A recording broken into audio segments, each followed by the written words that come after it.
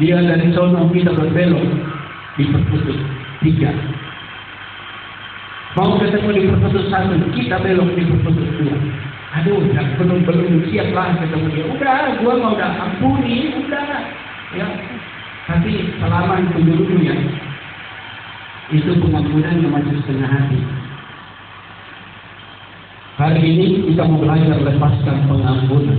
Berani lepaskan pengampunan. Yang siap melepaskan pengampunan katakan amin. Ingat, ternyata kalau kita perhatikan ini, ternyata ada hukum kaburtuan di dalam ayat itu, ayat 12. Karena dia katakan, ampunilah kami seperti kami mengampuni orang yang bersalah kepada kami.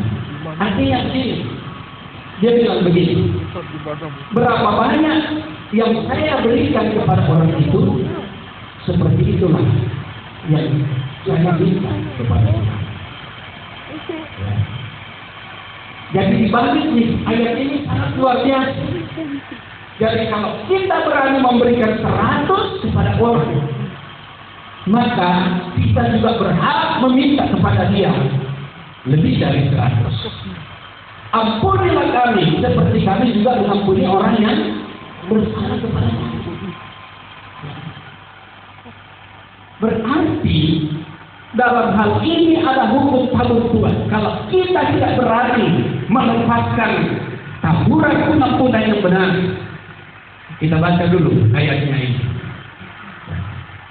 Kita buka ayatnya.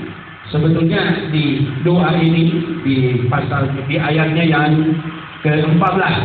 Ayat 14 kita baca dulu ayat 14. Yang kita Bapak Ibu baca 14 dan ayat yang ke-15.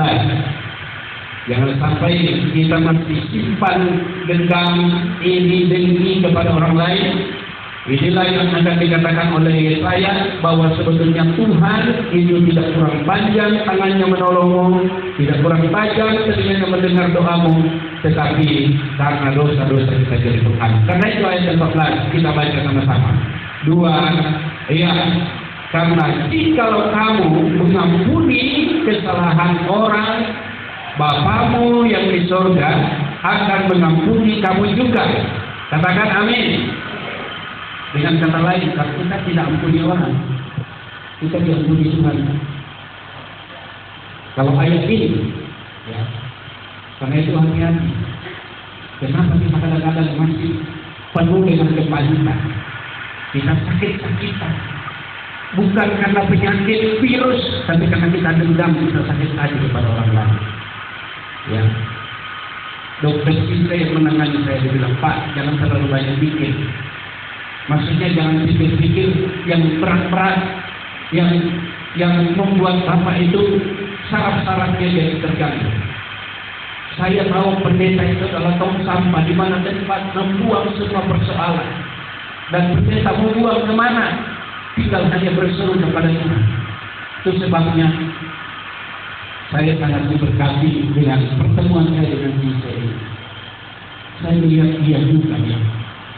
Saya melihat WA masuk. Kemarin sore masuk lagi 1 WA. Salah satu hamba Tuhan di Perwil 2. Masih muda. Tiba-tiba dibawa ke Sloa.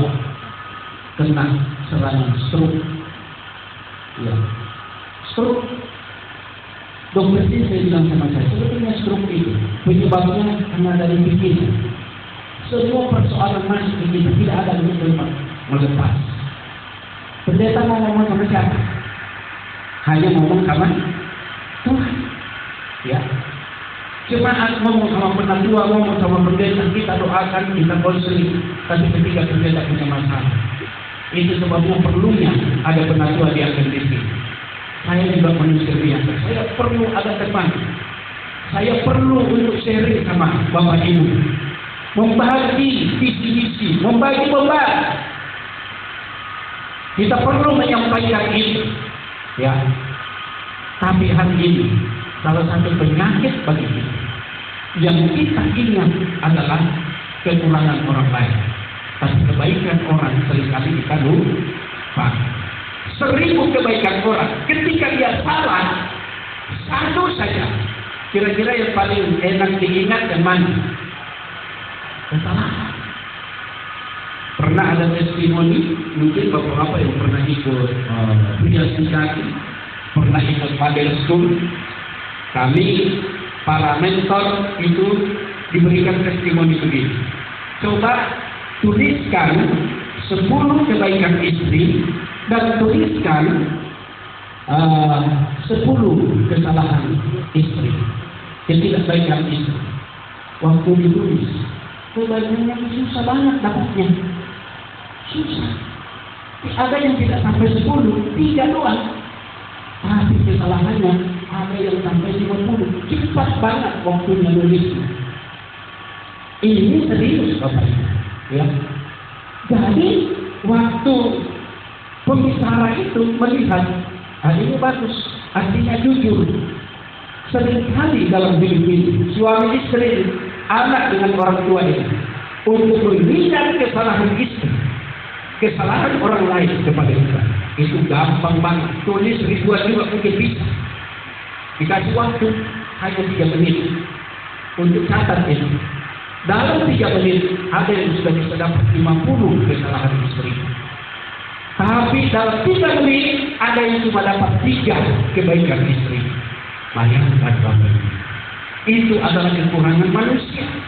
Seringkali dengan Tuhan pun seperti itu. Ada banyak orang yang sudah ditolong Tuhan, tetapi yang diingat bukan kebaikan Tuhan. Yang diingat adalah jawabannya yang belum dijawab oleh Tuhan. Doanya yang belum dijawab oleh Tuhan. Dianggap ada Tuhan itu kok jahatnya. Tuhan kok tidak jawab doa saya, padahal itu kesalahan.